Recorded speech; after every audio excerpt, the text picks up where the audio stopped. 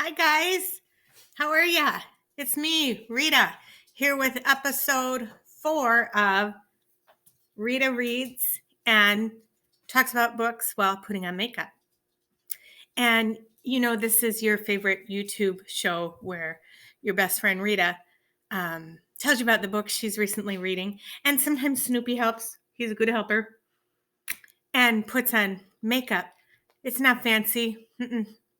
Why do I put on makeup? I don't know.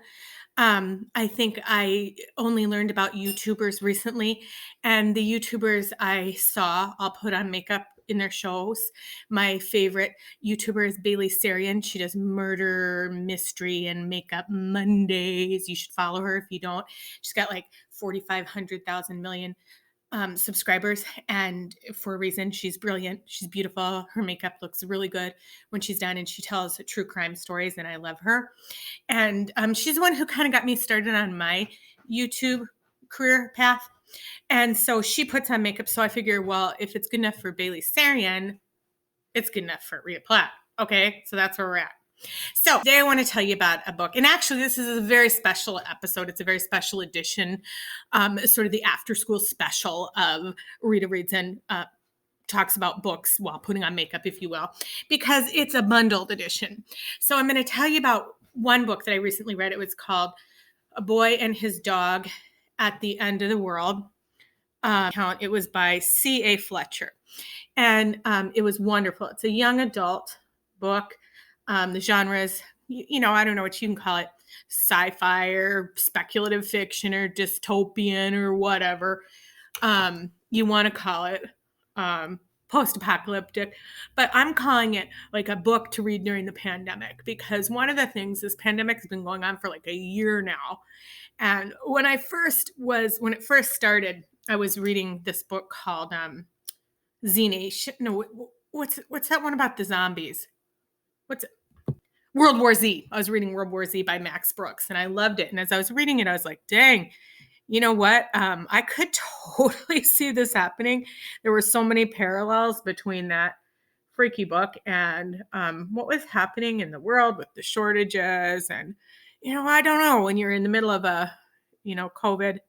Oh, it's weird. Sorry about that. When you're looking at, when you're in the middle of a pandemic, some of these really weird post-apocalyptic books start to take on some heavier truth to you or something, and it's good.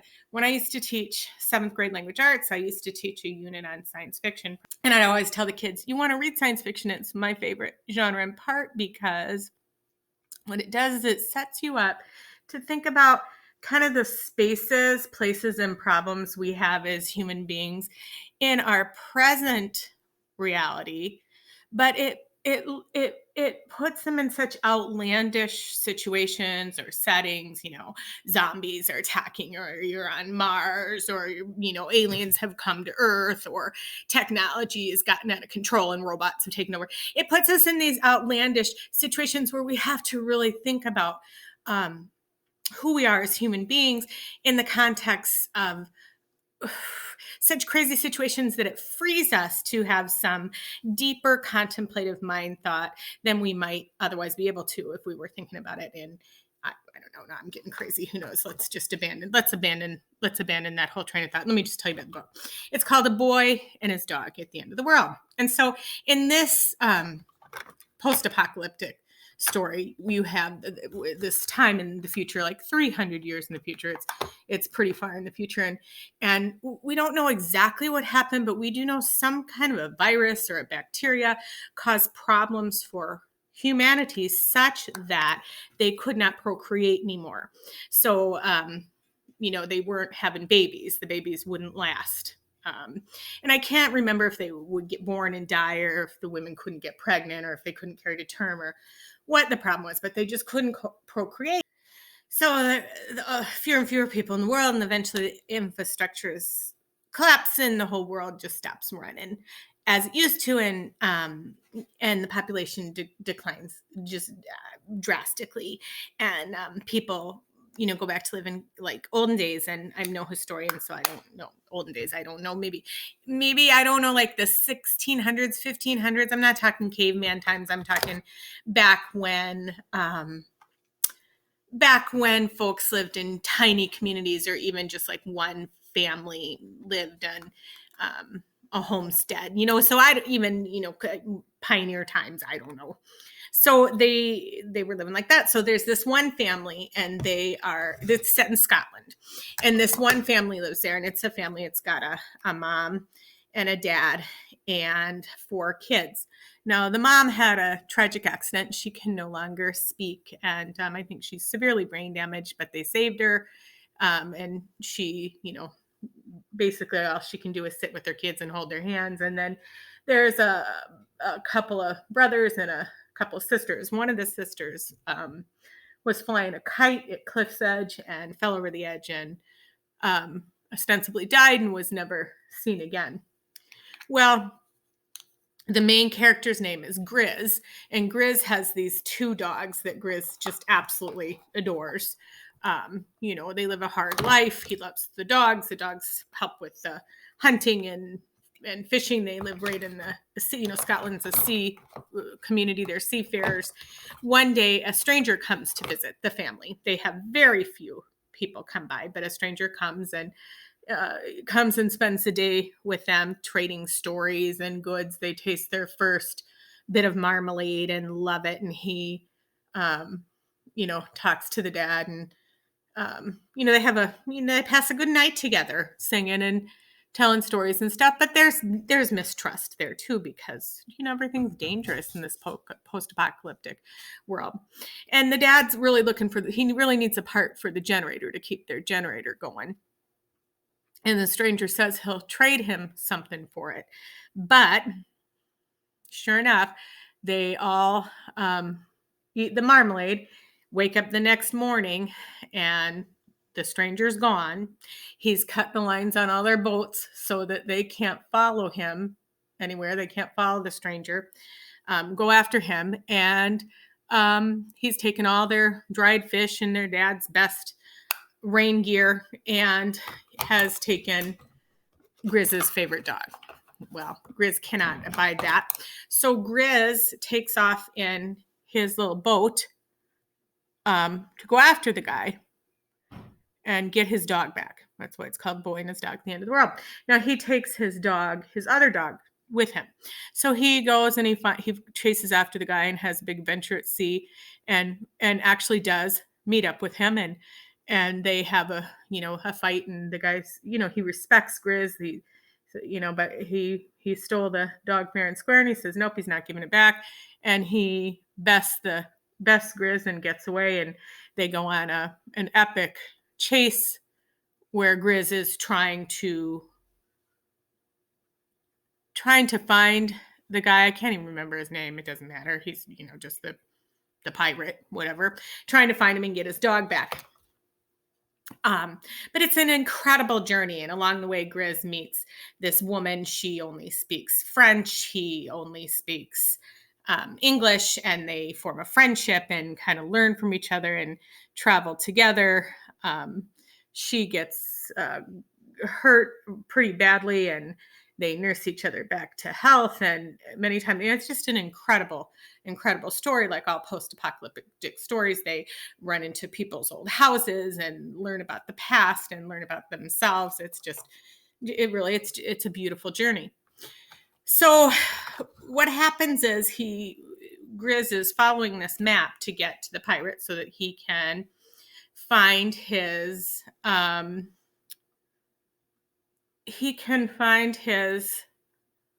dog.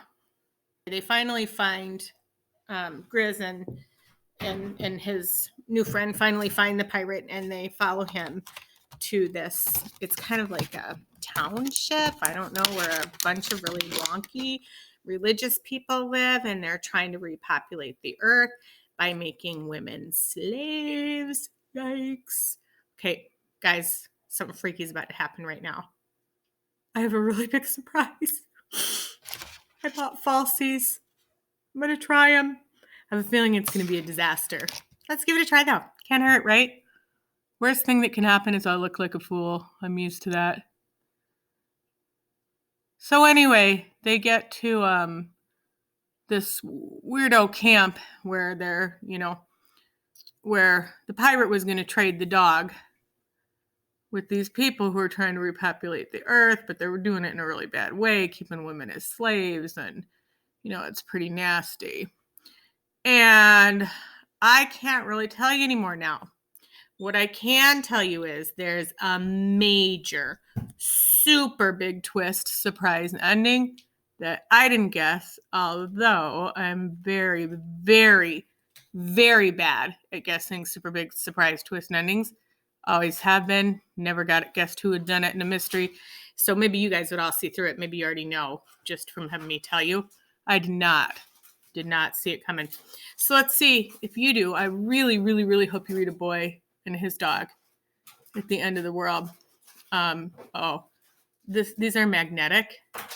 And I got the magnetism all over my eyes. That's not good. All right, let's just try this. This is not... I don't look insane. No. I think this is a win. I think it's a win. How can it... Oh my God. Well, I'm pretty sure that is not how that's supposed to look. And Bailey, Sarian, I'm really sorry. I feel like I let you down. YouTube viewing audience, I feel like I let you down. I'm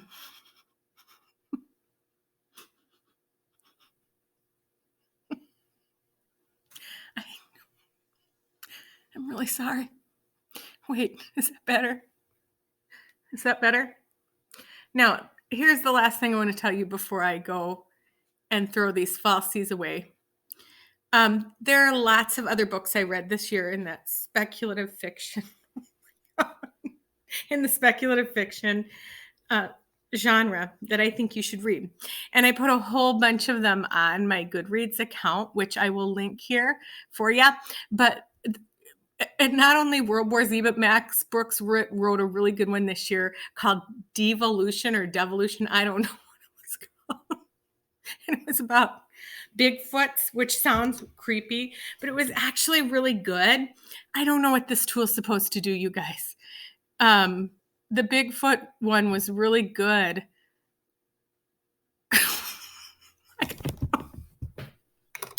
I'm really sorry about this whole thing. I'm really sorry. So A Boy and His Dog at the End of the World. And next time I'm not going to put on the falsies. I just don't think it's going to work for me. I just don't. Is that better? I'm so sorry. Oh my God. Is it better with my hair down? Is that better? Oh my God, it's not better. What? Okay. That's really sad. You guys. I don't get it.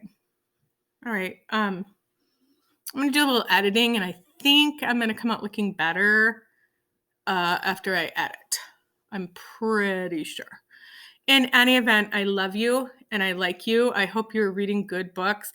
Please give that book a chance, A Boy and His Dog at the End of the World. It's really good. It moves a little slow. I'm not going to lie. It's a little bit of a slow burn, but I did think about it a lot when I was reading it. And then if you like a faster burn, if that slow burn's not going to work for you, then just look at the list that I put on the Goodreads, and then you'll find some on there that, oh my God, look at me. Oh my, look. Squeeze. And then this, I think I might end up featured on one of Bailey Sarian's videos. But I might be like featured as the serial killer or as the person who is serial killed.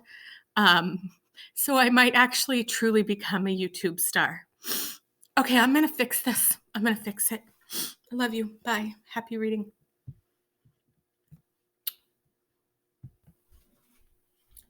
And boom, I did it.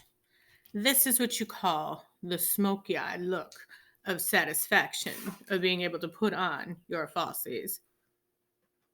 Don't look too close. It'll never happen again. But boom, I did it. I believe this is what they call a girl wash your face moment. I didn't like that book. Not going to talk about it.